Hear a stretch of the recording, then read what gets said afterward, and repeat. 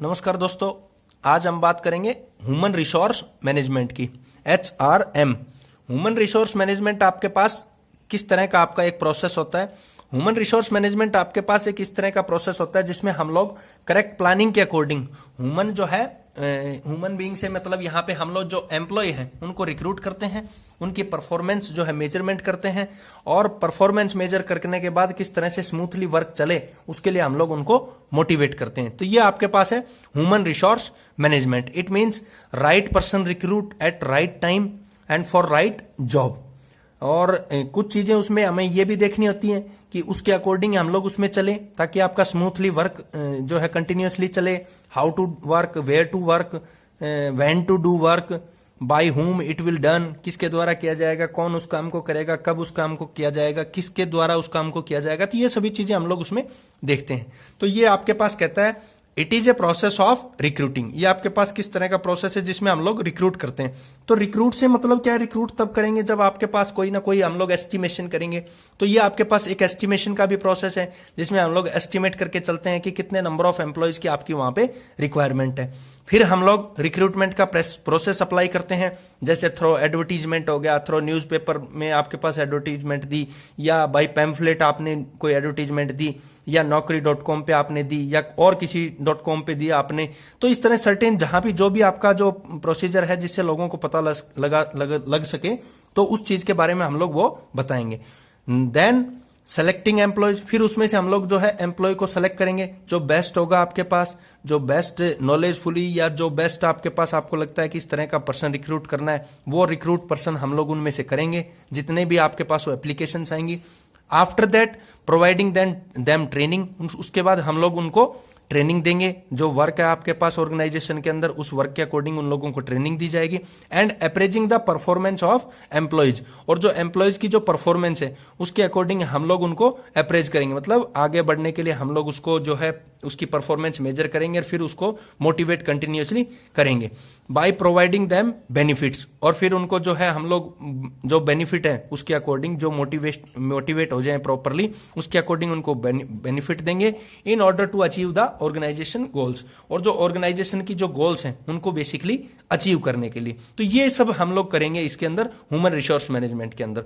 आपके पास ये साइड में दिखाया हुआ भी है, आपके पास ह्यूमन रिसोर्स मैनेजमेंट आपका सेंटर में दिख रहा है फिगर में, सिंपल से फिगर है एक आपका। कहता है कि सबसे पहले हम लोग प्लान करेंगे। तो प्लान से मीनिंग क्या है, एस्टिमेशन। हम लोग एस्टिमेशन करेंगे how many numbers of peoples required to completion of job, या for the completion of job कितने नंबर ऑफ एम्प्लॉय चाहिए हमें वहां पे उस जॉब को कंप्लीट करने के लिए। Then we can recruit the persons, इस तरह से जैसा मैंने ऊपर समझाया था। फिर उसका सिलेक्शन करेंगे, फिर आपके पास उनको ट्रेनिंग देंगे, और जो आपके पास जो ट्रेनिंग देंगे पर्सन्स हैं जो भी ऑर्गेनाइजेशन के अंदर उनको आपस में रिलेशनशिप के लिए प्रॉपरली वो करेंगे। फिर आपके पास उनको मोटिवेट करेंगे, उनको हम लोग अप्रेजिंग करेंगे। अप्रेजिंग से मतलब उनकी परफॉर्मेंस जो उसको मेजर करेंगे, फिर उनको मोटिवेट करते चले जाएंगे by providing them certain benefits. आपके पास जो भी आपको बेनिफिट देना है, चाहे इंसेंटिव के रूप में दिया एक्स्ट्रा, या फिर आपने उसमें कोई गिफ्ट दिया, या फिर एक्स्ट्रा सैलरी इंक्रीमेंट में दिया। तो इस तरह से हम लोग उनको उनकी परफॉर्मेंस के अकॉर्डिंग जो मेजरमेंट की है उसके अकॉर्डिंग उनको वो मोटिवेशन हम लोग करते रहेंगे। नेक्स्ट है आपके पास objectives of human resource management. जो ह्यूमन रिसोर्स मैनेजमेंट है उसके क्या उद्देश्य रहेंगे। सबसे पहले तो आपके पास ये क्या करती है, it helps to achieve the organisational objectives. जो ऑर्गेनाइजेशनल के ऑब्जेक्टिव थे, बेसिक प्राइमरी ऑब्जेक्टिव क्या है कि कस्टमर को सेटिस्फेक्शन करना और मैक्सिमम से मैक्सिमम आपका ऑर्गेनाइजेशन का बेनिफिट हो, they are the primary objectives. तो वो जो प्राइमरी ऑब्जेक्टिव्स थे तो वो आपके पास कंप्लीट करने की कोशिश करना। तो इस मैनेजमेंट का बेसिक उद्देश्य क्या है कि उन सभी रिक्वायरमेंट्स को मीट करवाए।